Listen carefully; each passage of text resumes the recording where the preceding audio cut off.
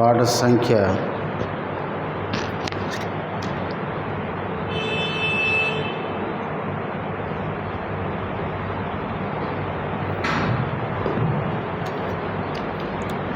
133.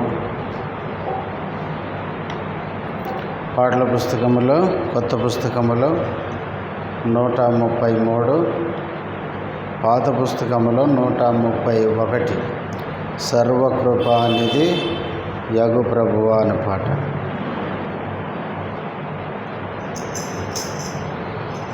సర్వకృపానిధి యగు ప్రభువా, సకల చరాచర సంతోషమా, స్తోత్రము చేసి స్తుతించెదము, సంతసముగా నిన్ను పొగడెదము.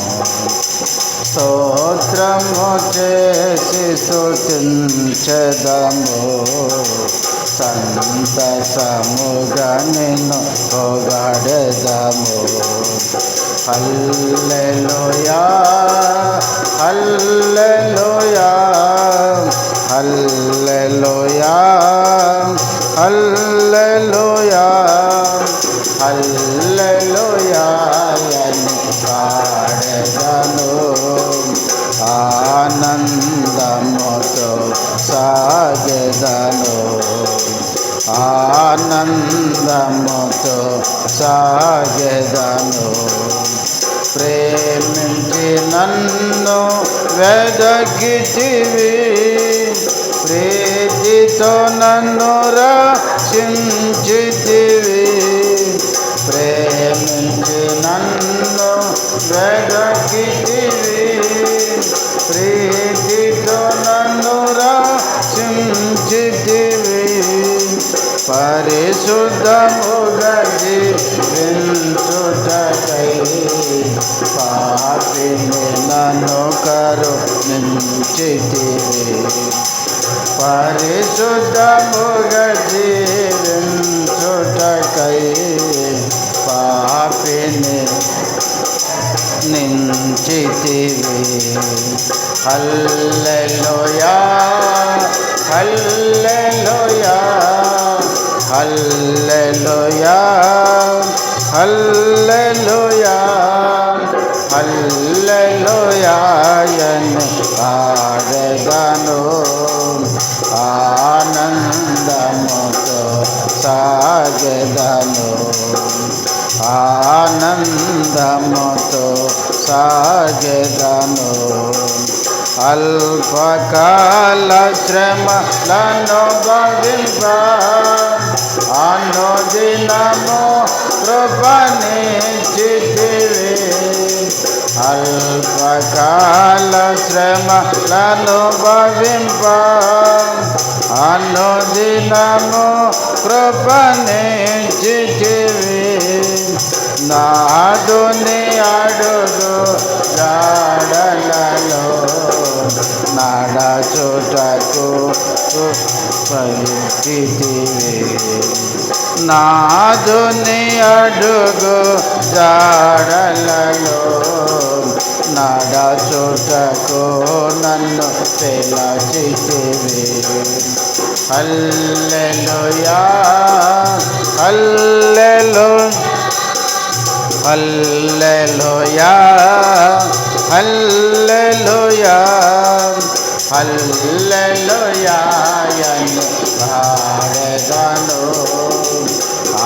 ఆనందముతో సాగెదను, ఆనందముతో సాగెదను.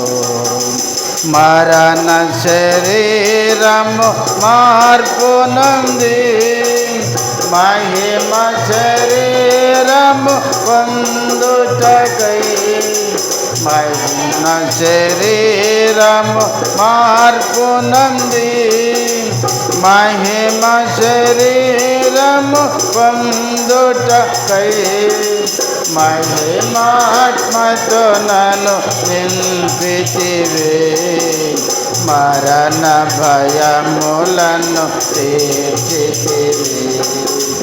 మహిమాత్మతో నన్ను నింపితివి మరణ భయములను తీర్చితివి హల్లెలూయా హల్లెలూయా హల్లెలూయా హల్లెలూయా హల్లెలూయా అని పాడెదం ఆనందముతో సాగెదను ఆనందముతో సాగెదను భూమి నుండి శ్రేష్ఠ ఫలముగను దేవునికి నిత్య స్వాస్థ్యముగా భూమి నుండి శ్రేష్ఠ ఫలముగను దేవునికి నిత్య స్వాస్థ్యముగా భోజనములలో నందినాను ప్రేమించి క్రయధన నిశ్చితి భోజనములలో నందినాను ప్రేమించి క్రయధన నిశ్చితివి హల్లెలూయా హల్లెలూయా హల్లెలూయా హల్లెలూయా హల్లెలూయా అని పాడెదను ఆనందముతో సాగెదను ఆనందముతో సాగెదను ఎవరు పాడని గీతమును యేసుని గూర్చి పాడుటకై ఎవరు గీతమును యేసుని గూర్చి పాడుటకై హేతువులే కయ్య ప్రేమించెను యేసుకు నేనే నువ్వగలను హేతువులే కయ్య ప్రేమించెను యేసుకు నేనే నువ్వగలను హల్లెలూయా హల్లెలూయా హల్లెలూయా హల్లెలూయా హల్లెలూయా అని పాడెదను ఆనందముతో సాగెదను ఆనందముతో సాగెదను పాట సంఖ్య 336 కొత్త పుస్తకములో 336 పాత పుస్తకంలో 333 ఈయన మాట వినుడి అని పాట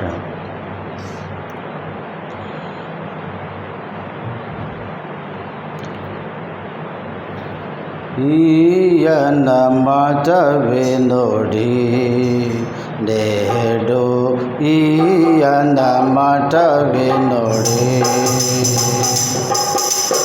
ఈయనే నా ప్రియ కుమారుడు ఈయనే నా ప్రియ కుమారుడు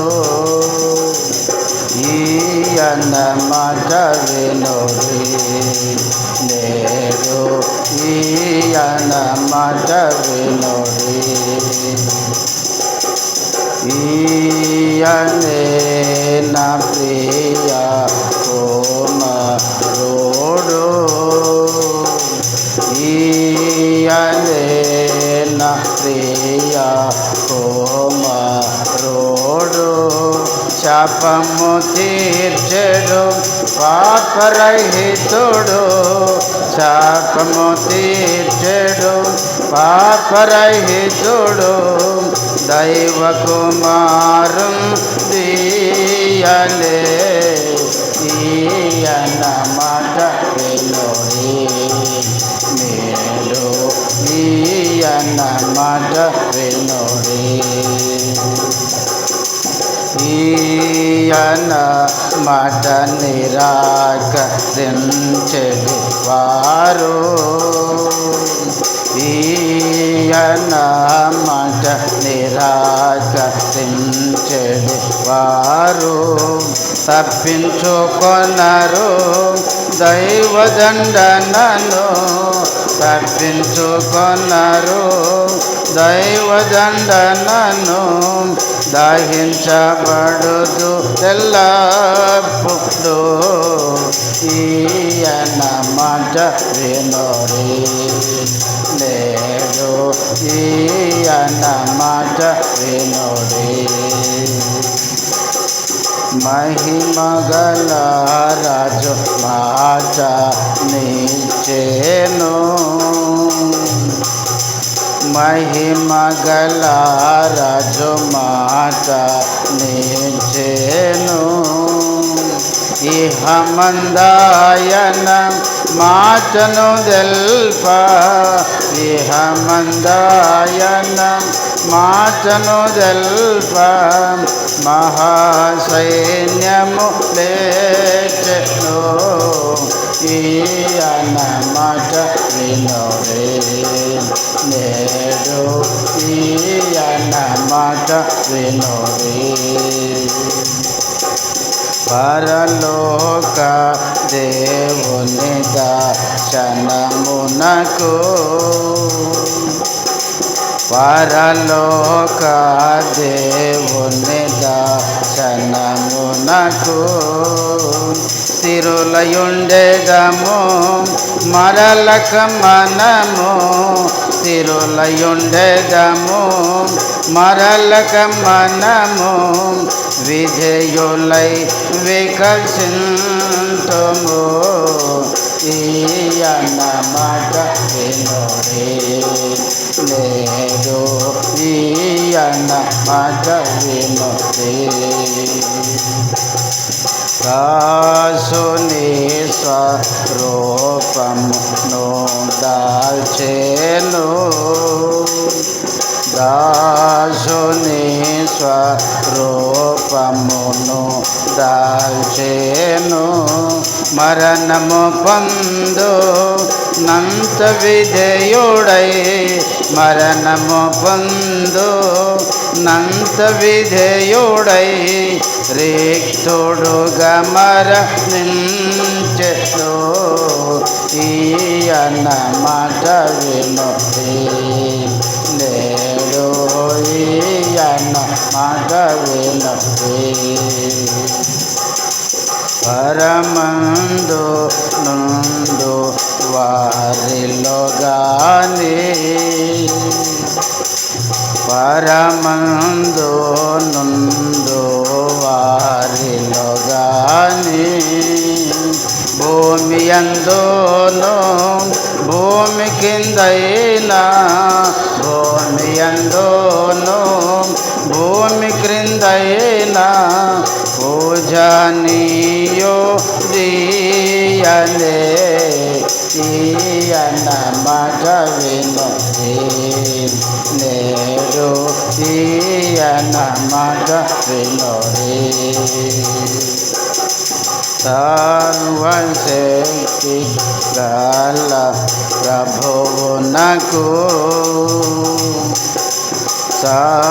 సర్వశక్తి గల ప్రభువునకు స్తోత్రము ఘనత మహిమ ప్రభావము స్తోత్రము ఘనత మహిమ ప్రభావము నిజము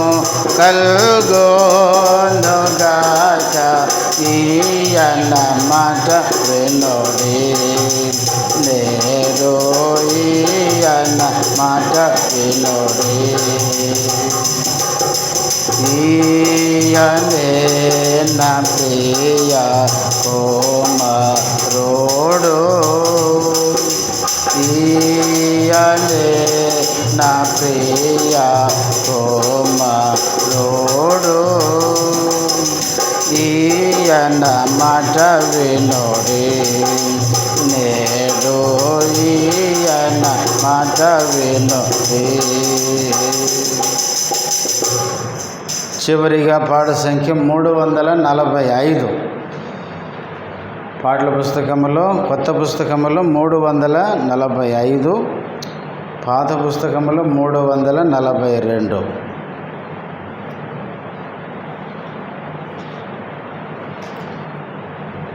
యేసు ప్రభువేగాక వాసుధలో రక్షకుడే లేడు, వాసుధలో రక్షకుడే లేడు. సార్వత్రికమున సార్వజగమున సార్వత్రికమున సార్వజగమున వెదకిన గాని వేసారినను వెదకిన గాని వేసారినను యేసు ప్రభువేగాక వాసుధలో రక్షకుడే లేడు, వాసుధలో రక్షకుడే లేడు.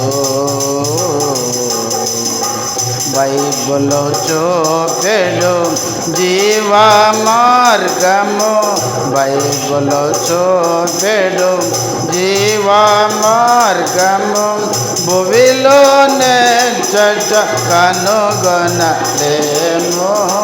భువిలోనే చట కనుగొనలేము. యేసు ప్రభువేగాక వాసుధలో రక్షకుడే లేడు, వాసుధ రక్షకుడే లేడు. కులములు స్వార్థుల కల్పన గాని, కులములు స్వార్థుల కల్పన గాని, పరలోకమిడిన పద్ధతి కాదు, పరలోకమిడిన పద్ధతి కాదు. యేసు ప్రభువేగాక వాసుధలో రక్షకుడే లేడు, వాసుధ రక్షకుడే లేడు. తిరిగెద వేళ పొరపాటులలో, తిరిగెద వేళ పొరపాటులలో, త్వరపడి సత్యము చేరుము నేడే, త్వరపడి సత్యము చేరుము నేడే. యేసు ప్రభువేగాక వాసుధలో రక్షకుడే లేడు, వాసుధలో రక్షకుడే లేడు. మానవ యేసుకు నేను నీ వాసము కాగా, యేసుకు నేను నీ వాసము కాగా, సుస్థిరమాయను నారక్షణ, సుస్థిరమాయను నారక్షణ. యేసు ప్రభువేగాక వాసుధలో రక్షకుడే లేడు, వాసుధలో రక్షకుడే లేడు. మానవ జీవిత మనియడు నావా, మానవ జీవిత మనియడు పాపభరితమై మునిగెడు వేళ, పాపభరితమై మునిగెడు వేళ. యేసు ప్రభువేగాక వాసుధలో రక్షకుడే లేడు, వసుధలో రక్షకుడే లేడు. స్వయం కృషులు సహస్రములు, స్వయం కృషులు సహస్రములు చేసినాను దోషము పోదు, చేసినాను దోషము పోదు. యేసు ప్రభువే గాక వసుధలో రక్షకుడే లేడు. వసుధ రక్షకుడే లేడు. యేసులో గాక మోక్షము లేదు, యేసులో గాక మోక్షము లేదు. మరువకు మనస కరుణామయుని, మరువకు మనస కరుణామయుని. యేసు ప్రభువే గాక వసుధలో రక్షకుడే లేడు. వసుధలో రక్షకుడే లేడు.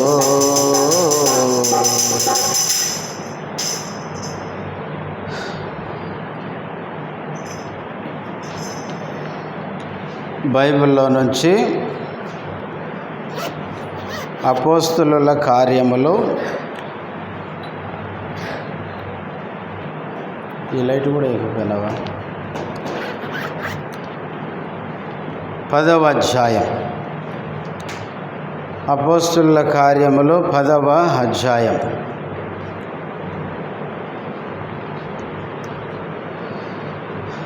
ఇరవై 23వ వచనం నుంచి 33వ వచనం వరకు మార్చి చదువుకుందాం.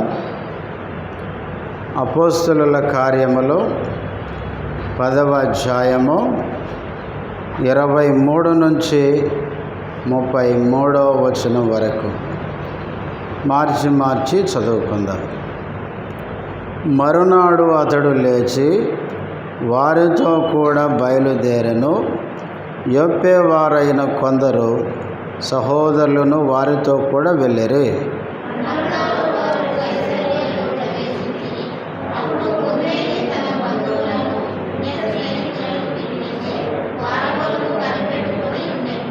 పేతురు లోపలికి రాగా కొర్నేలు అతన్ని ఎదుర్కొని అతని పాదముల మీద పడి నమస్కారము చేసెను.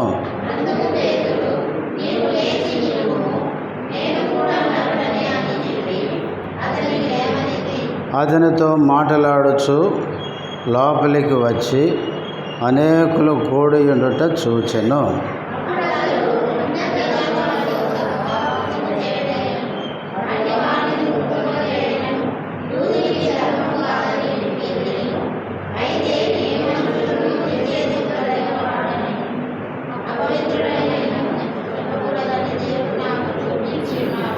కాబట్టి నన్ను పిలిచినప్పుడు అడ్డమేమీ చెప్పక వచ్చితిని గనుక ఎందు నిమిత్తము నన్ను నంపితిరో దానిని గూర్చి అడుగుచున్నానని వారితో చెప్పెను.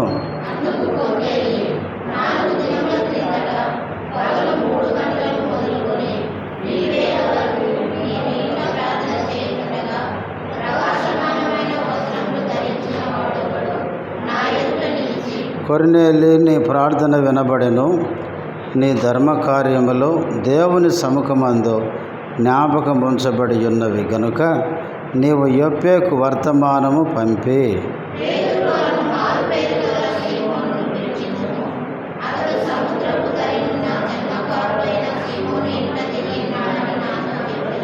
ముప్పై 33 కలిసి చదువుదాం. వెంటనే నిన్ను పిలిపించితిని, నీవు వచ్చినది మంచిది. ప్రభు నీకు ఆజ్ఞాపించినవన్నీ వినుటకై ఇప్పుడు మేమందరము దేవుని ఎదుట ఇక్కడ కూడి ఉన్నామని చెప్పాను. అందుకు పేతురు నోరు తెరచి ఇట్లా నేను ప్రార్థన చేసుకుందాం.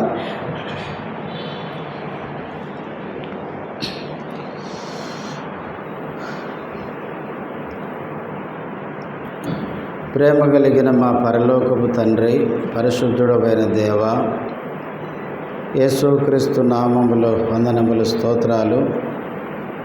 ఇంతవరకు పాటలలో మీరు చేసిన సహాయముకై స్తుతిస్తుంటున్నాం. చదవబడిన వాక్య భాగములో నుంచి కొద్ది నిమిషాలు నీ మాటలు వినాలని ఆశిస్తుండగా మా అందరితో మీరు స్పష్టంగా మాట్లాడండి. మీరు మాట్లాడే దేవుడవు, నీ స్వరాన్ని వినే చెవులు మాకు దయచేయండి. నీ దాసుడు బలహీనుడు, బలపరచుము. నీ మహిమ కొరకు వాడుకున్నామని చేరువచ్చిన మీ బిడ్డలకై స్తోత్రాలు. ఇంకెవరైనా వస్తుంటే నడిపించమని యేసుక్రీస్తు నామములో స్తుతించి ప్రార్థిస్తున్నాము తండ్రి, ఆమెన్.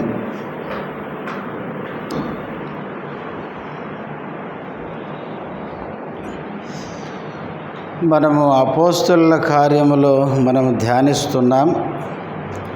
ఇప్పటికే 10వ అధ్యాయము మొదటి 22 వచనాలు మనము ధ్యానం చేశాం.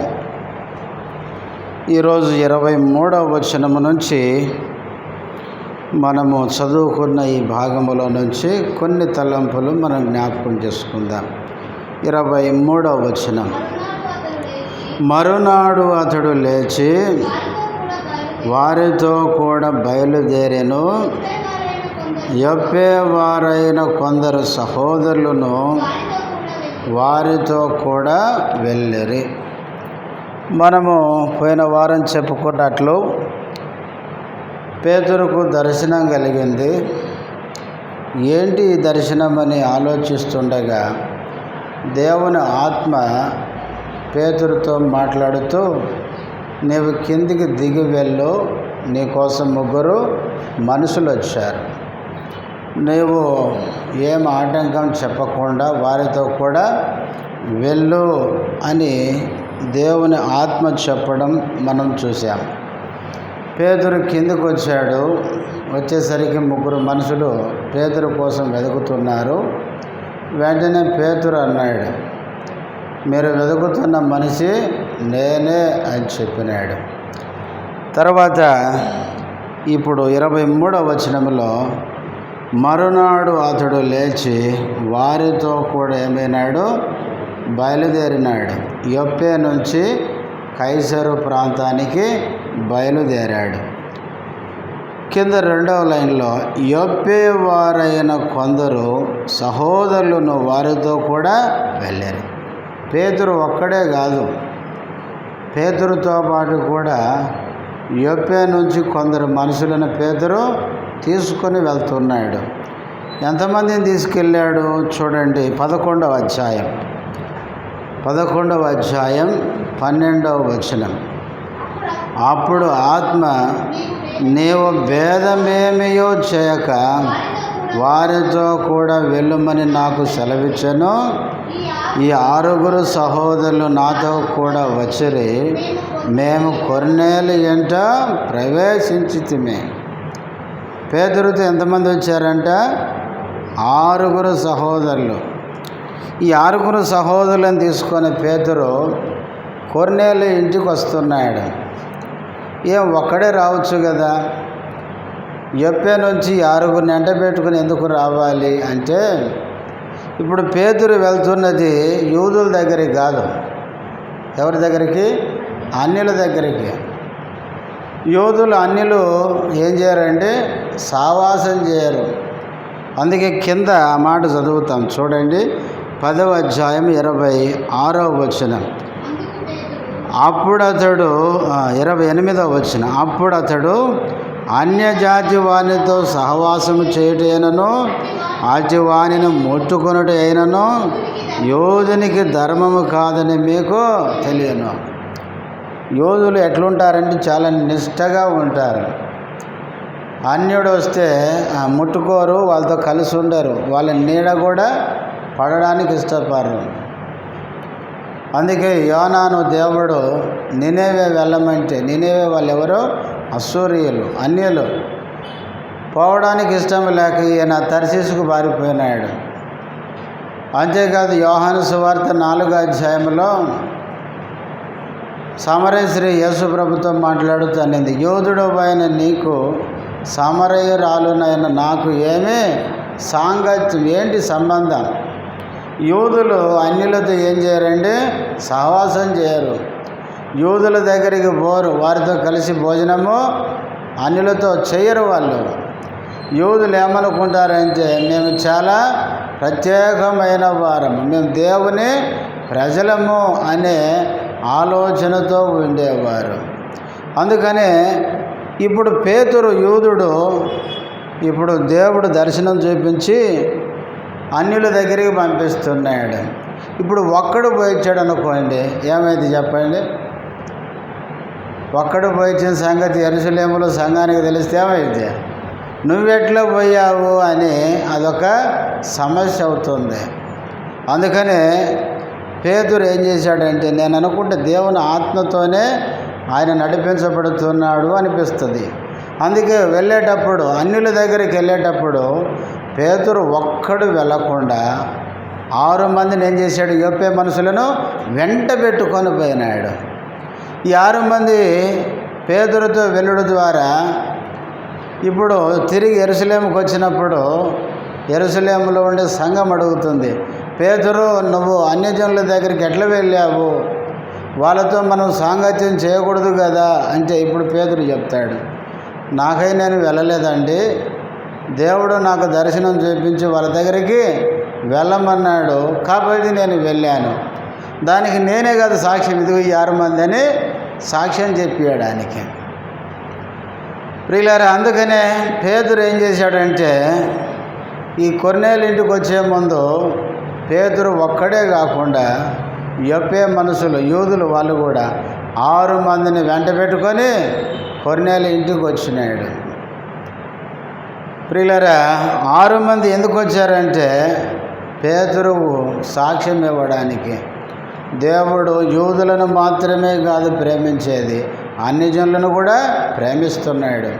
అన్యజనులను కూడా దేవుడు రక్షించాలి, అది దేవుని ఉద్దేశం. పేతురు అన్యుల దగ్గరికి వెళ్ళింది సొంత ఇష్టముతో కాదు, దేవుడే ఆ విధంగా నడిపించాడు అని తన మీద నింద లేకుండా సాక్ష్యం ఇవ్వడానికి 6 మంది మనుషులు తీసుకొని వెళ్ళినాడు. తర్వాత వచ్చినాము, మరునాడు వారు కైసరయలో ప్రవేశించిరి. అప్పుడు కొర్నేలి తన బంధువులను ముఖ్య స్నేహితులను పిలిపించి వారి కొరకు కనిపెట్టుకొని ఉండెను.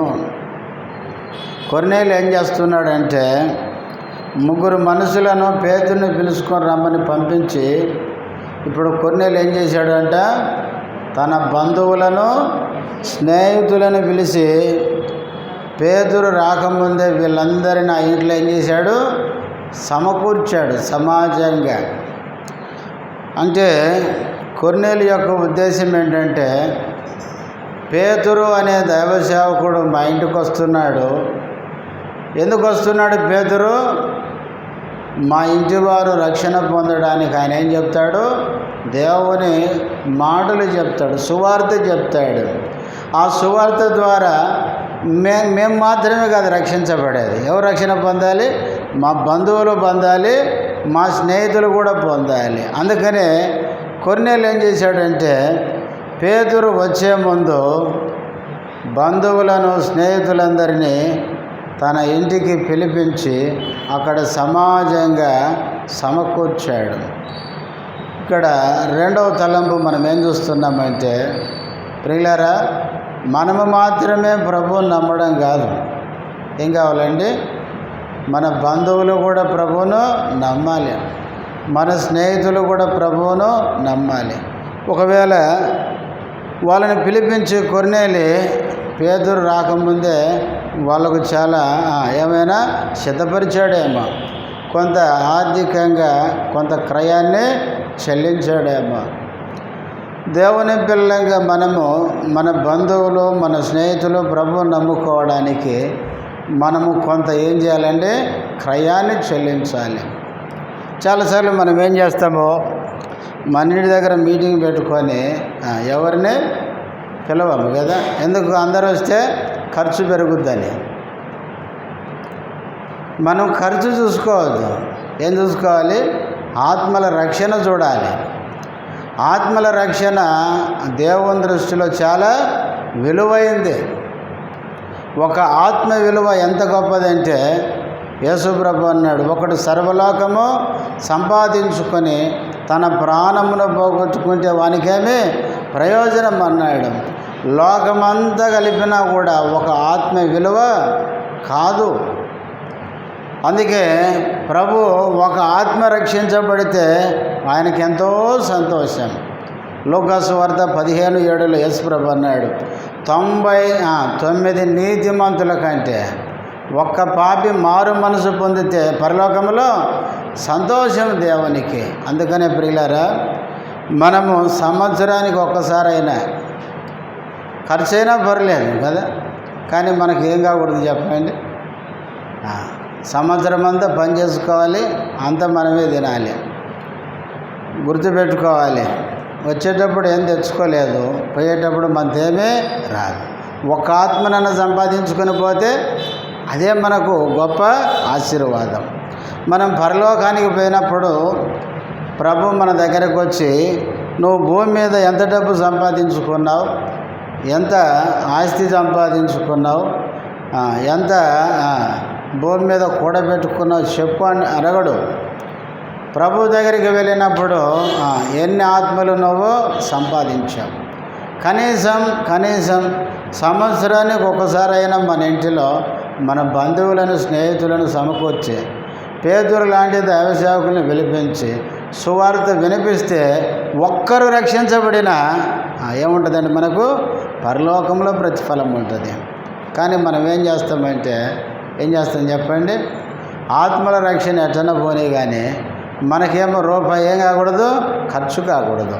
యేసుప్రభు కూడా చెప్పినాడు చూడండి, లూకాసు వార్త 16వ అధ్యాయం. లూకాసు వార్త 16వ అధ్యాయం 9వ వచనం, అన్యాయపు సిరి వలన మీకు స్నేహితులను సంపాదించుకొనుడి, ఎందుకనగా ఆ సిరి మిమ్మును వదిలిపోవునప్పుడు వారు నిత్యమైన నివాసములలో మిమ్మును చేర్చుకొందురని. అన్యాయపు సిరి వలన మనం ఎవరిని సంపాదించుకోవాలి? స్నేహితులను. అన్యాయపు సిరి వలన సంపాదించుకోవడం అంటే మనకున్న డబ్బు కొంత ఖర్చు పెట్టి కొంతమంది మన స్నేహితులకు సువార్త వినిపించి వారిని పరలోకం కొరకు ఏం చేయాలి? సంపాదించుకోవాలి. ప్రియులారా, మనం ఆత్మలను సంపాదించుకోవడానికి కొంత క్రయాన్ని మనము చెల్లించాలి.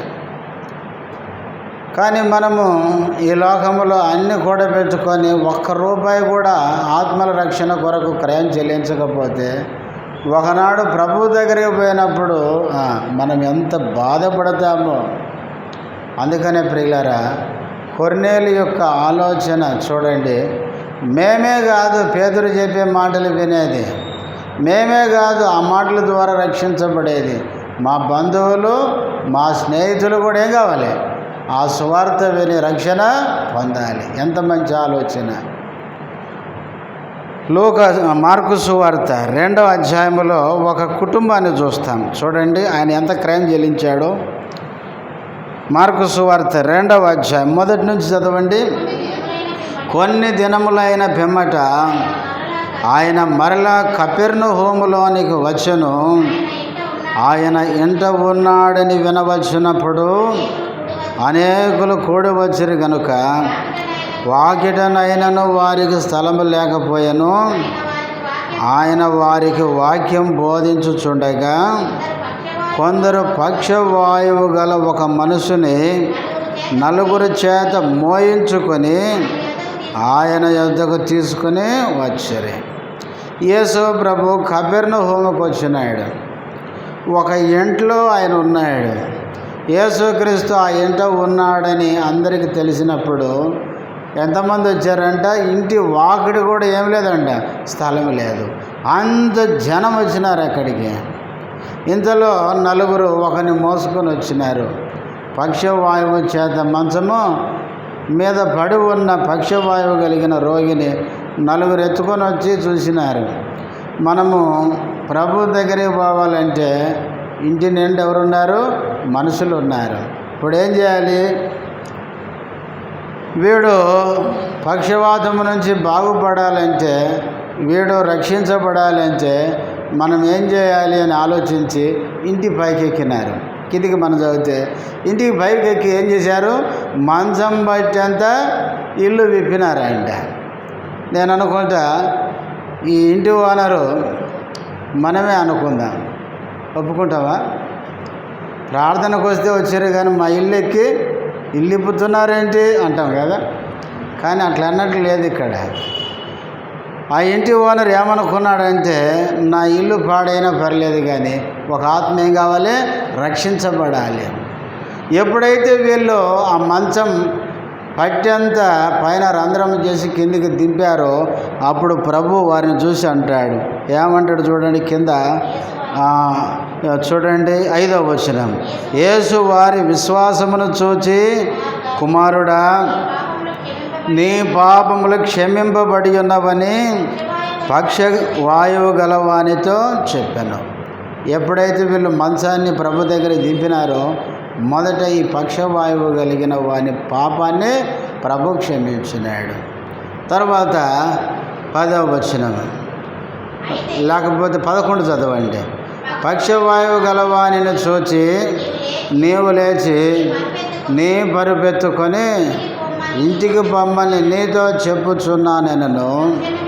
తక్షణమే వాడు లేచి పరుపెత్తుకొని వారందరి ఎదుట నడిచిపోయాను. చల్లెమ్మ. చూడండి, ఈ ఇంటి యజమాని కొంత క్రయాన్ని చెల్లించడం ద్వారా ఒక వ్యక్తి పాపాలు ఏం చేయబడ్డాయి? క్షమించబడ్డాయి. రెండవది పక్షవాతము బాగైపోయింది. ఆ వచనం చివరికి వచ్చేసరికి దేవునికి ఏం కలిగింది? మహిమ కలిగింది. చాలాసార్లు మనమేమనుకుంటామంటే ఇల్లు పాడైపోయింది కదా అని బాధపడతాం. నిజంగా ఆ ఇంటి ఓనరు ఎంత మంచోడో, నా ఇల్లు పోయినా పర్వాలేదు, ఇది నాతో వచ్చేది కాదు. కానీ ఒక వ్యక్తి పాప క్షమాపణ పొంది రక్షించబడితే అది గొప్ప విలువగా ఆయన ఇచ్చింటుంటాడు. ఆయన ఎంత విలువగా ఇచ్చాడో ఒక ఆత్మ యొక్క విలువ. అందుకే ఈ పక్షవాయువు కలిగిన వాడు పాప క్షమాపణ రక్షణ పొంది వాడు బాగుపడడానికి ఆ ఇంటి యజమానుని యొక్క క్రయం అనేది మనం చూస్తున్నాం.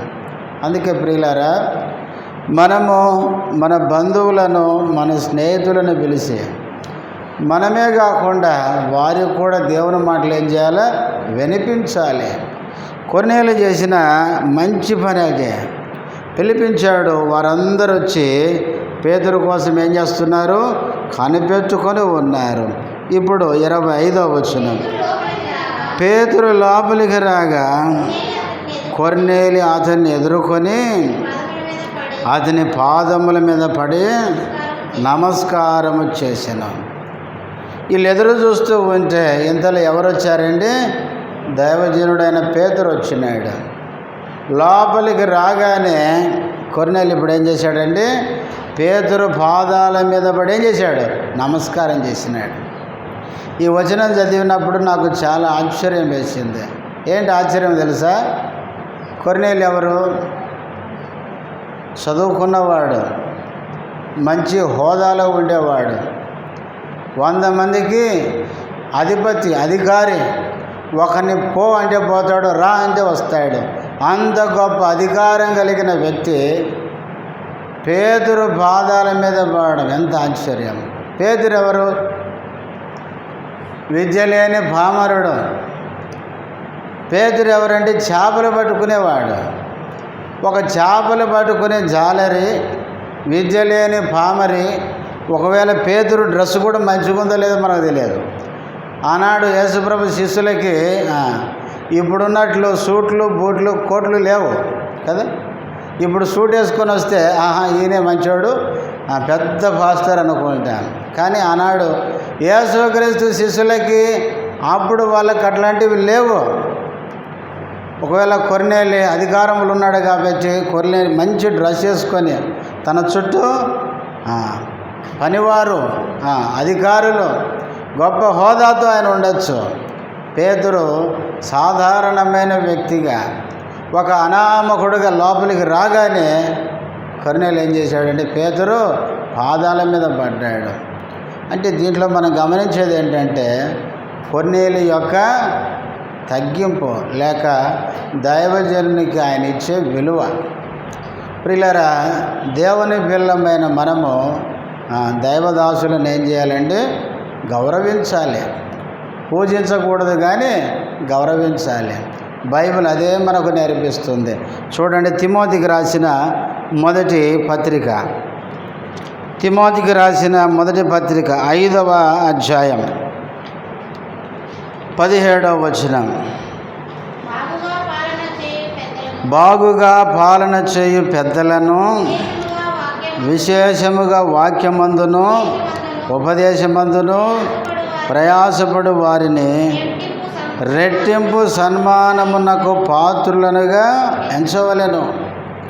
ఇక్కడ బాగుగా పాలన చేయు పెద్దలంటే ఇక్కడ సేవకులని మనం గుర్తుపెట్టుకోవాలి. సేవకులని ఎట్లా అర్థం చేసుకుంటామంటే తర్వాత వచనంలోనే నోరు చెడు ఎద్దుకు ఏం పెట్టద్దు, చిక్కబెట్టు. ఎద్దు అంటే ఇక్కడ ఎవరు? సేవకుడు అని. ఇంకా 18 వచ్చిన చివరికి వస్తే పనివాడు జీతమునకు ఏమన్నాడు? పాత్రుడు. పనివాడు అంటే సేవకుడు అని. 17, 18 వచనాలు సేవకుని గురించి పౌలు మాట్లాడుతున్నాడు. బాగుగా పాలన చేసే సేవకులు, వాక్యమందు ఉపదేశమందు ప్రయాసపడే దేవుని దాసులను రెట్టింపు సన్మానమునకు పాత్రులనుగా ఎంచాలంట. కానీ ఈ దినాల్లో సేవకులు ఏం చేస్తారు చెప్పండి? సేవకులకి విలువ లేదు. చాలామంది ఏమంటారంటే నువ్వు బతకలేక బడిపంతులు అన్నట్టు, నువ్వు బతకలేక బైబిల్ తగిలించుకొని మెడకి మా దగ్గరకు వచ్చావు అన్నట్లు మాట్లాడుతున్నారు. ప్రియులారా, సేవకులను గౌరవించాలని దేవుని వాక్యం చెప్తుంది. చూడండి, ఫిలిప్పీలకు రాసిన పత్రిక, ఇక్కడ కూడా పౌలు ఒక మాట చెప్తాడు. చూడండి, ఫిలిప్పీలకు రాసిన పత్రిక 2వ అధ్యాయం.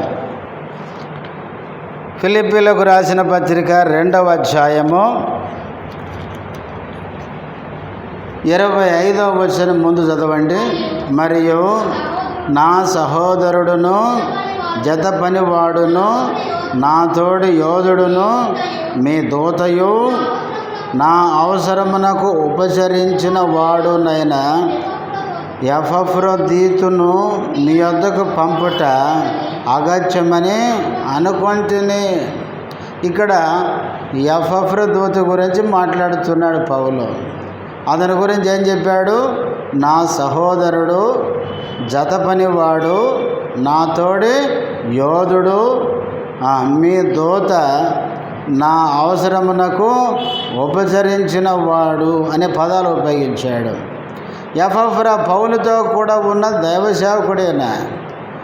ఆయన్ని ఫిలిప్పీల దగ్గరికి పంపాలి అనుకున్నాడు. అయితే తర్వాత వచనంలో అతనికి ఏమొచ్చిందంట? రోగం వచ్చింది. అందుకే పంపించలేకపోయినాడు అని చెబుతూ ఇప్పుడు 30వ వచనం కింది నుంచి 3వ లైన్ చూడండి. క్రీస్తు అతడు తన ప్రాణమునైనను లక్ష్య పెట్టక క్రీస్తు యొక్క పని నిమిత్తము చావునకు సిద్ధమై ఉండెను గనుక పూర్ణానందముతోనూ ప్రభునందు అతన్ని చేర్చుకొని అట్టి వారిని ఏం చేయండి? ఘనపరచండి. ఈ ఎపఫ్రోదీతు అనే ఈ దేవజనుడు దేవుని పని నిమిత్తము తన ప్రాణాన్ని లెక్క పెట్టలేదంట. చావడానికని ఎట్లున్నాడంట? సిద్ధంగా ఉన్నాడంట. అట్లాంటి వారిని మీరేం చేయండి? ఏం చేయమన్నాడు? ఘనపరచండి, గౌరవించండి అని చెప్తున్నాడు. దేవుని సేవకుల్ని, దేవుని పిల్లల్ని ఏం చేయాలంటే గౌరవించాలి. వారిని గౌరవించి ఘనపరచాలి. అందుకే ప్రియులారా, పేతురుని గౌరవించడానికి సాదృశ్యంగా కొర్నేలి అన్యుడు గనక ఏం చేశాడంటే పాదాల మీద పడ్డాడు. ఇంత గొప్ప అధికారైనా, ఇంత గొప్ప హోదాలో ఉన్న పేతురు రాగానే పేతురుని చూసి ఆయన పాదాల మీద ఏం చేశాడంటే సాగిలపడ్డాడు. సాగిలపడితే ఇప్పుడు పేతురు ఏమన్నాడు?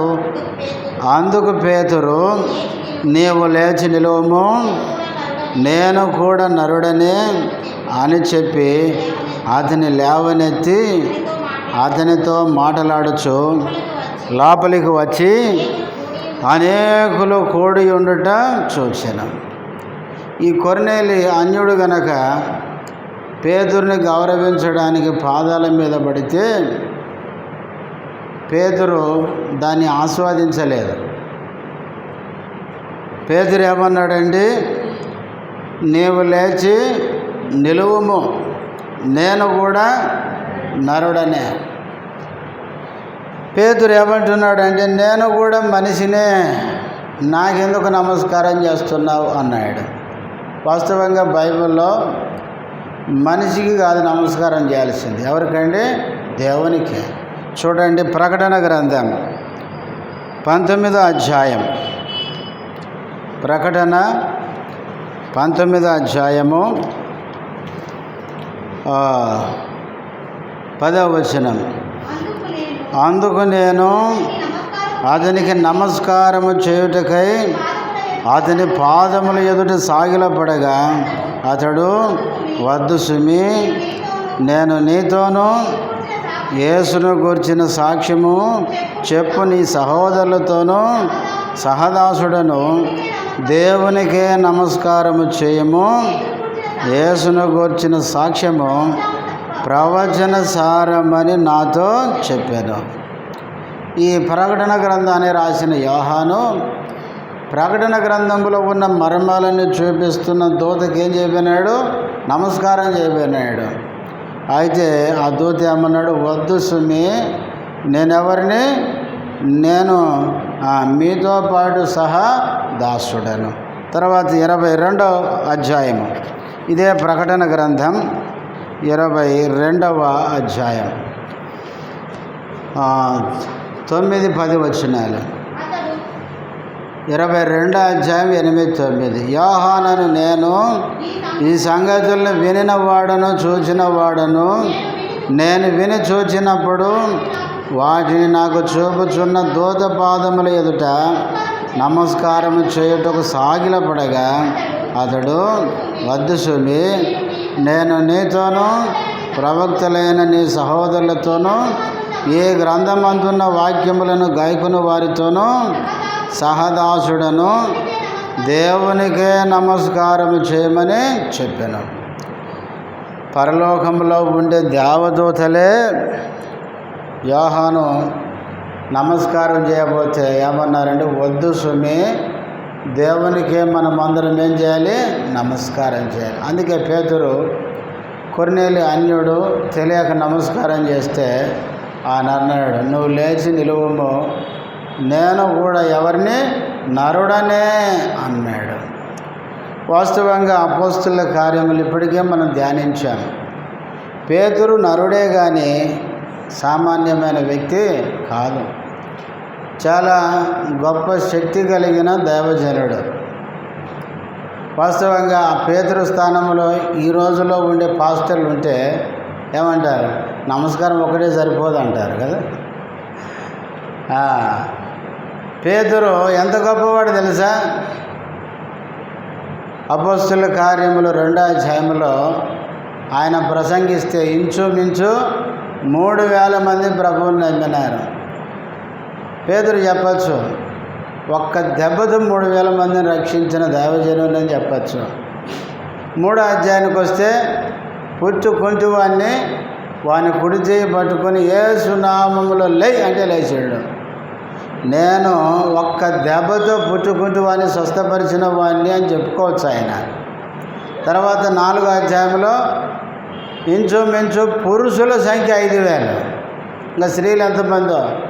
పేతురు ద్వారా అంతమంది ప్రభుని నమ్మారు. ఇంకా 5వ అధ్యాయానికి వస్తే పేతురు వస్తుంటేనంట ఆయన నీడబడితే ఆ రోగులు ఏమవుతారు? స్వస్థపడుతున్నారు. ఇప్పుడు చెప్పండి, ఇంత గొప్ప స్థానంలో ఉన్న ఇంత బలమైన దైవజనుడు పేతురు కొర్నేలుతో అంటాడు, నేను కూడా నరుడనే అంటాడు. ఇప్పుడున్న పాస్టర్లు కనుక పేతురు స్థానంలో ఉంచి ఏమంటారంటే, నేను ఎవరినో తెలుసా? ఎవరిని? పెంతెకోస్తు రోజు గుర్తు చేసుకో. ఒక్క ప్రసంగం, నా ప్రసంగం ఏంటి ఎంతమంది? 3,000 మంది దెబ్బకు నమ్మినారు తెలుసా? అంత పవర్ మనం. పుట్టుకుంటూ అని అడుగు చెప్తాడు, చేయబట్టుకుంది నేనే, లేపింది నేనే, సామాన్యుని కాదు నేను, టచ్ అనలేదు అసలు, ఊరక లెయ్యి అన్న అంతే, అయిపోయింది పని. అంతేకాదు 5,000 మంది పురుషులు, స్త్రీలు లెక్క పెట్టుకోలేరు మీరు, అంతమంది నా ద్వారా ప్రభువులోకి వచ్చినారు. ఏమనుకున్నావు నేనంటే? అంతేకాదు నేను వస్తుంటే ఏమైంది, నా నీడలో కూడా పవర్ ఉంది, ఏమనుకుంటారు? అంత గొప్పగా చెప్పుకుంటారు. ఈ రోజుల్లో ఏమి లేకపోయినా బడాయిలు ఎక్కువైపోయినాయి. కానీ ఆనాడు అపోస్తులు ఎట్లాంటి వాళ్ళు అంటే బలమైన దైవజనులు, దేవుని కొరకు బలమైన విధంగా వాడబడుతున్నప్పటికి కూడా వాళ్ళు ఏమని చెప్తారంటే, మేము కూడా మీలాంటి నరులమే అని చెప్పినారు. నిజంగా పేతురు ఎంత తగ్గింపు కలిగిన వాడు. అంత బలమైన దైవజనుడు కొర్నేలుతో ఏమన్నాడంటే, నేను కూడా నరుడనే, నేనేం గొప్పవాడిని ఏం కాదు అని చెప్పినాడు. 3వ అధ్యాయంలో కూడా ఆ కుంటివాడిని స్వస్థపరిచినప్పుడు దేవాలయంలోకి వస్తే పేతురు యోహానుల వైపు అందరూ తీర చూస్తున్నారంట. ఊరే ఈడెట్ట బాగుపడినారు, ఈడెట్లా స్వస్థపరిచారని. అప్పుడు పేతురు నోరు తెరిసి అంటాడు, మీరు మా వైపు చూస్తున్నారేంటి? వీడిని మేము బాగు చేసినాం అనుకుంటున్నారా? కాదు కాదు, మీరు ఏ యేసునైతే సిలువేశారో ఆ యేసే వీడిని ఏం చేశాడు? స్వస్థపరిచాడు.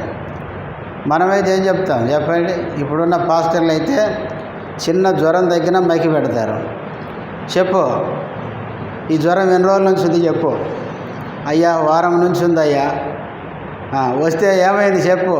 ఈరోజు ప్రార్థనకు వచ్చానయ్యా. ప్రార్థన ఎవరు చేశారు చెప్పు. మీరే చేశారయ్యా. ఇప్పుడు ఏమైంది చెప్పు. మీరు చేస్తుండగా చల్లగా అయిపోయిందయ్యా. కొట్టండి చప్పట్లో. ఎవరికి కొట్టాలి ఇప్పుడు? ఎంత ఆశ్చర్యం అంటే, నేను ఈ మధ్య వేరే వేరే పాస్టర్ల మీటింగ్లప్పుడు వెళ్తున్నాను కదా, నేను వాళ్ళని చూసి నవ్వాలో ఏడవాలో నాకు అర్థం కాదు. వాళ్ళు చేసే శాస్త్రాలను చూస్తూ ఉంటే బైబిల్కి వాళ్ళకి ఏమాత్రం సంబంధం లేదు. వాళ్ళు చేస్తున్న పనులన్నీ చూస్తే వీళ్ళు రోజు బైబిల్ చదువుతారా చదవరా అనిపిస్తుంది. కాబట్టి ప్రియులారా, మనం చాలా జాగ్రత్తగా ఉండాలి. చివరి దినాల్లో ఉన్నాం కాబట్టి పేతురు ఏం చెప్తున్నాడంటే, కొర్నేలే నువ్వు లేచి నిలబడంటే, నేను గొప్ప వ్యక్తినని మీరు అనుకుంటున్నారేమో, నేను సాధారణమైన నరుణ్ణే అని చెప్తున్నాడు. నిజంగా పేతురులో ఎంత తగ్గింపు ఉంది. ఆనాడు అపోస్తులు అందరూ అంతే. దేవుని కొరకు బలమైన సాధనాలుగా వాడబడినా మనుషులు వారిని గణపరచబోతే వాళ్ళు ఏమంటారు? మీరు మమ్మల్ని కాదే గణపరచాల్సింది, మీరు ప్రభువునే గణపరచాలని చెప్పేవారు. కాబట్టి దేవుని పిల్లలంగా మనం కూడా మన జీవితంలో దేవుడు మనల్ని ఎంత బలంగా వాడుకున్నా ఆ వాడబడే మనము దేవుని మహిమను ఏం చేయొద్దు, దొంగిలించొద్దు. 115వ కీర్తన 1వ వచనంలో కీర్తనకారుడు చెప్పినట్లు, మాకు కాదు యెహోవా, మాకు కాదు, నీ కృపా సత్యములను బట్టి నీ నామమునకే మహిమ కలుగునుగాక. మన ద్వారా దేవునికే మహిమ కలగాలి, అంతేగాని దేవుని మహిమను మనము దొంగిలించకూడదు. నేను కూడా నరుడనే అన్నాడు. అన్న తర్వాత ఇప్పుడు 28వ వచనం, అప్పుడు అతడు జాతి వానితో సావాసము చేయుట అయినను అట్టి వానిని ముట్టుకొనుట అయినను యోధునికి ధర్మం కాదని మీకు తెలియను. అయితే ఏ మనుషుడును నిషేధింపదగిన వాడని అయినను అపవిత్రుడని అయినను చెప్పకూడదని దేవుడు నాకు చూపించి ఉన్నాడు. ఇప్పుడు 28వ వచనంలో కొర్నేలుతో పేతురు ఏమంటున్నాడంటే, వాస్తవంగా నేను యోధుణ్ణి, మాకుండే ఒక పద్ధతి ఏంటంటే మేము అన్యుల దగ్గరికి రాము, అన్యులతో మేము సహవాసం చేయము, అన్యులను మేము ముట్టుకోము. కాబట్టి అలాంటి పరిస్థితిలో ఉండగా దేవుడు నాకు దర్శనంలో ఒక పాఠం నేర్పించున్నాడు. ఏంటి ఆ పాఠం అంటే, ఏ మనిషిని కూడా మీరేం చేయొద్దు, నిషేధించొద్దు, వారు అపవిత్రులుగా చూడొద్దు. యూదులు అన్యులను ఎంత నీచంగా చూస్తారంటే అంత నీచంగా. లూకా సువార్త 10వ అధ్యాయంలో ఒక ధర్మశాస్త్రోపదేశకుడు యేసుప్రభు దగ్గరికి వచ్చినాడు. ప్రభువా, ధర్మశాస్త్రంలో ముఖ్యమైన ఆజ్ఞ ఏది అంటే, ప్రభు అన్నాడు, అసలు నువ్వు ధర్మశాస్త్రోపదేశకుడు కదా, ఇది కూడా తెలియకపోతే ఎట్లా? నువ్వు చదువుతున్న ధర్మశాస్త్రంలో ఏముంది అని ఈయనే తిరిగి ఆయన క్వశ్చన్ వేసినాడు. అప్పుడు ఆయన అన్నాడు, పూర్ణ హృదయంతో పూర్ణ ఆత్మతో నీ దేవుడైన ప్రభువుని ప్రేమించాలి అన్నాడు. తర్వాత నిన్ను వలె పొరుగువాన్ని ప్రేమించాలి, ఇదే ముఖ్యమైన ఆజ్ఞ అన్నాడు. అన్న తర్వాత అంతటితో ఊరుకుండక ఇతను మళ్ళీ ప్రభువుని అడిగినాడు, నా పొరుగువాడెవడు అని.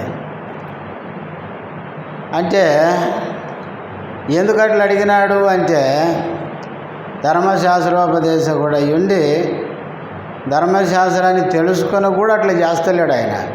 అందుకే ప్రభు ఏం చేశాడు, ఒక ఉపమానం చెప్పినాడు. ఏమని, ఒకడు యెరూషలేము నుండి యెరికో పట్టణానికి దిగి వెళ్ళొచ్చు, దొంగల చేతిలో చిక్కాడు, వాళ్ళు కొట్టారు, కొరప్రాణంతో విడిచిపెట్టారు. తర్వాత ఆ త్రోవలు ఎవరు వచ్చారు? ఫస్ట్ లేవీయుడు వచ్చాడు, పక్కగా పోయాడు. తర్వాత యాజకుడు వచ్చాడు, వాడు పక్కగా పోయినాడు. మూడవదిగా సమరయుడు వచ్చాడు. సమరయుడు ఏం చేశాడు, అతని మీద జాలి పడ్డాడు, నూనె ద్రాక్షరసం పోసి కట్లు కట్టాడు, తన వాహనాన్ని ఎక్కించుకొని పూటకోలు వాని ఇంటికి తీసుకొని వెళ్ళి పరామర్శించాడు అని. ఇప్పుడు చెప్పు, ఈ ముగ్గురిలో ఎవరు ఈయనకి పొరుగువాడు అంటే వాడిచ్చిన సమాధానం ఏంటి? సమరయుడని చెప్పలే. మీరు బైబిల్ చదవండి. అంటే యూదులకు ఉండే గర్వం ఏంటంటే సమరయుడని నోటు చెప్పడానికి కూడా ఇష్టపడరు వాళ్ళు.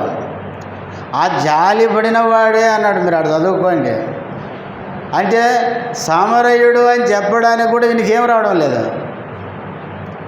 లేదు మనసు.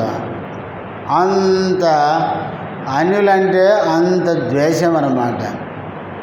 అయితే దేవుని ఉద్దేశం ఏంటంటే, దేవుడు అందరినీ ప్రేమిస్తున్నాడు. దేవుడు యూదులను అన్యులను ప్రేమిస్తున్నాడు. యేసుక్రీస్తు ఉద్దేశం ఏంటంటే, యూదులు రక్షించబడాలి, అన్యులు కూడా రక్షించబడాలి.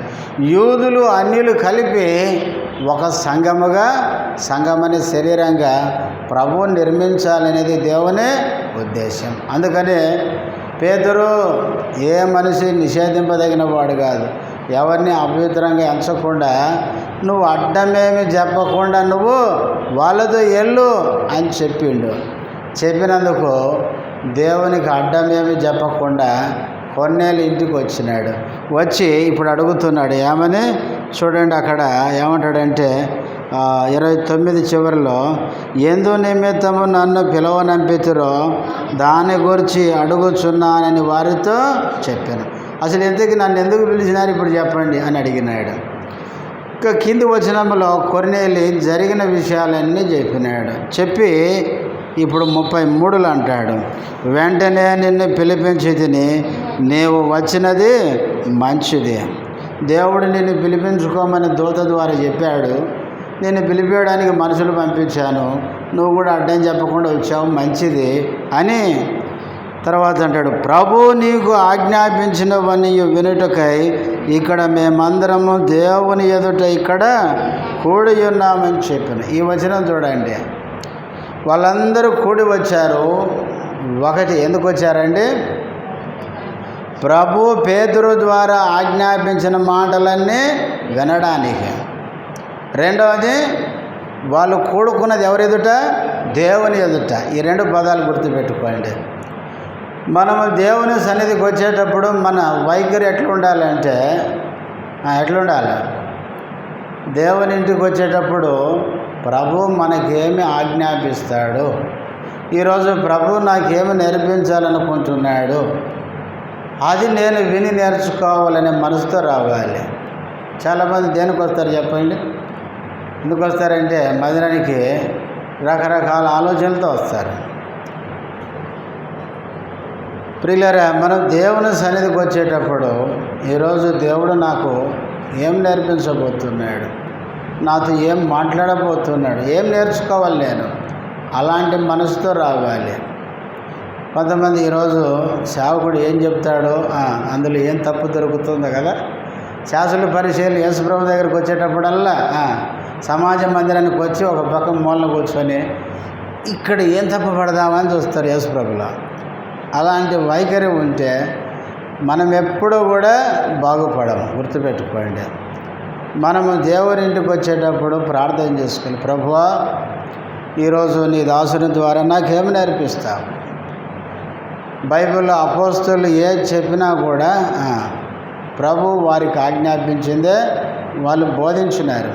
మత్తయి సువార్త చివరి వచనాలు చదివితే ప్రభు పునరుద్ధానుడు కాకముందు శిష్యులకు చెప్తాడు, నేను ఏ ఏ సంగతులు మీకు ఆజ్ఞాపించానో వాటిని మీరు వెళ్ళి ఏం చేయండి, అనేకులకు ప్రకటించండి. అపోస్తలులు ఏం చెప్పారంటే ఆ రోజు ప్రభు వారికి ఏం ఆజ్ఞాపించాడో అవే చెప్పినారు. కొరింథీయులకు కూడా పౌలు రాస్తూ 11వ అధ్యాయంలో అంటాడు 23లో, నేను మీకు అప్పగించిన దానిని ఎవరి వలన పొందానో ప్రభువు వలన పొంది తినే. అపోస్తలులు సంఘానికి ఏది బోధించినా వాళ్ళ సొంత మాటలు కాదు అవి. దేవుడు ఏదైతే వారికి నేర్పించాడో బోధించాడో అవి వారు సంఘానికి దేవుని ప్రజలకు చెప్పినారు. ఈరోజు కూడా ప్రియులారా, దేవుని ఇంటికి వచ్చేటప్పుడు మనం దేవుని మాటలు వింటున్నప్పుడు అవి ఎవరి మాటలండి? దేవుని మాటలు. ఈరోజు మనం దేవుడు మనకి ఏం నేర్పిస్తాడు నేర్చుకోవాలనే మనసుతో మనం రావాలి.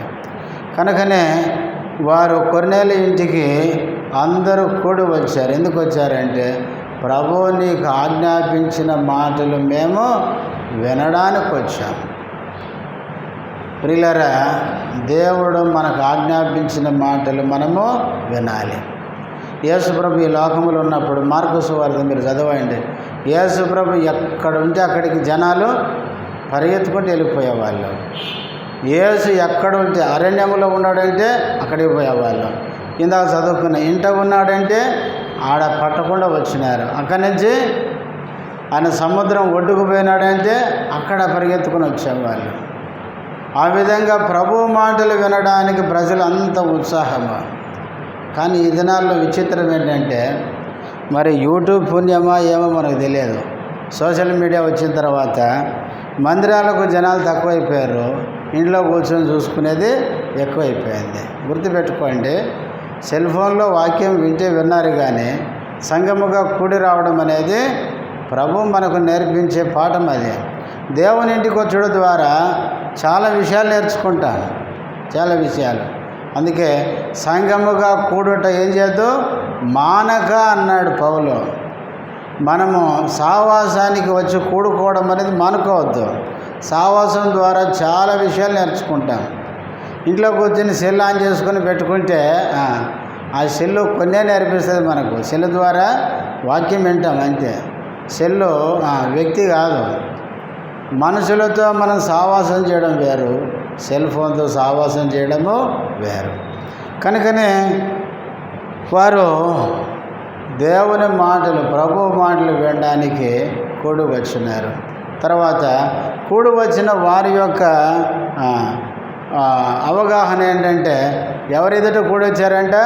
దేవుని ఎదుట. ఆ మాట చూడండి, మేము ఎక్కడికి వచ్చాము? మేమందరం దేవుని ఎదుట ఇక్కడ కూడి ఉన్నాం. మనము కూడుకున్నప్పుడల్లా దేవుని పిల్లలు ఎవరెదుట ఉన్నామనుకోవాలా? దేవుని ఎదుట. దేవుని పిల్లలు ఎక్కడ 2-3 కూడొచ్చినా మనం ఎప్పుడు గుర్తుపెట్టుకోవాలి, మన పక్కనే ప్రభు ఉన్నాడు అనుకోవాలి, ప్రభు ఎదుట మనం ఉన్నామనుకోవాలి. అపోస్తలుని పౌలు యొక్క గ్రహింపు కూడా అదే. పౌలు ఏమంటాడు తెలుసా? మేము బోధించేటప్పుడు దేవుని ఎదుట మేము ఉన్నాము అని చెప్తాడు ఆయన. చూడండి, 2 మాటలు చదివించి ముగిస్తాను. కొరింథీయులకు రాసిన 2వ పత్రిక, కొరింథీయులకు రాసిన 2వ పత్రిక 2వ అధ్యాయం, 2వ పత్రిక 2వ అధ్యాయము 17వ వచనం చివరి మాట చదువుదాం. క్రీస్తునందు దేవుని ఎదుట, పౌలు బోధించేటప్పుడు ఎవరు ఎదుట ఉన్నాడండి? క్రీస్తు ఎదుటున్నాడు అనేది పౌలు యొక్క గ్రహింపు. తిమోతికి రాసిన 2వ పత్రిక 2వ అధ్యాయం, పౌలు తిమోతికి రాసిన 2వ పత్రిక 2వ అధ్యాయం 15వ వచనం, దేవుని ఎదుట యోగ్యునుగాను సిగ్గుపడనక్కరలేని పనివానిగాను సత్యవాక్యమును సరిగా ఉపదేశించువానిగాను నిన్ను నీవే దేవునికి కనపరుచుకున్నటకు జాగ్రత్త పడుము. తిమోతికి పౌలు ఈ 2వ పత్రిక రాస్తూ, తిమోతి నువ్వు జాగ్రత్త పడాలి. నువ్వు వాక్యం బోధించేటప్పుడు ఎవరు ఎదుట ఉన్నావు? దేవుని ఎదుట. ప్రియులారా, దేవుని ఎదుట మనం ఉన్నామని మర్చిపోవద్దు. దేవుని పిల్లలు కూడి వచ్చినప్పుడల్లా మనము దేవుని ఎదుట మనం ఉన్నాం. దేవుడు మన మధ్యలో ఉన్నాడు కనుక ఆ గ్రహింపుతో మనం ఉండాలి. దేవుడు మన మధ్య ఉన్నాడని మనం ఎరిగామనుకోండి, ఎంత భయంగా ఉంటాం కదా, ఎంత జాగ్రత్తగా ఉంటాం కదా. కానీ కొన్నిసార్లు కూడుకుంటారు కానీ భయం లేకుండా ప్రవర్తిస్తుంటారు. భయం లేకుండా ప్రవర్తిస్తున్నారంటే అర్థం ఏంటి? అక్కడ దేవుడు ఉన్నాడన్న గ్రహింపు వాళ్ళకి లేదని అర్థం. కాబట్టి ప్రియులారా, కొర్నేలి ఇంట్లో వాళ్ళు కూడుకున్నారు. ఎందుకంటే దేవుని వాక్యం వినడానికి దేవుని ఎదుట వారు కూడా వచ్చారు. తర్వాత ఆ వచ్చిన తర్వాత మనం చదువుతాం. ఎప్పుడైతే వాళ్ళు ఆయన ఆ మాట చెప్పినాడో పేతురు నోరు తెరిచి ఏం చేశాడు? ఆ కూడుకున్న ప్రజలకి బోధించాడు. ఆ బోధే 34వ వచనం నుంచి ఇంకా తర్వాత మనం చూస్తాం. కాబట్టి కొర్నేలి ఆ మాట చెప్పిన తర్వాత కొర్నేలి ఇంటిలో పేతురు నోరు తెరిచి దేవుని మాటలు బోధించాడు. కాబట్టి మనం కూడా ఈ మాటలు మనం వినాలి. విని ఆ మాటలు మన హృదయంలో ఉంచుకొని అలాగూ జీవించాలి. మోకరించండి, ప్రార్థనలకు వెళ్దాం.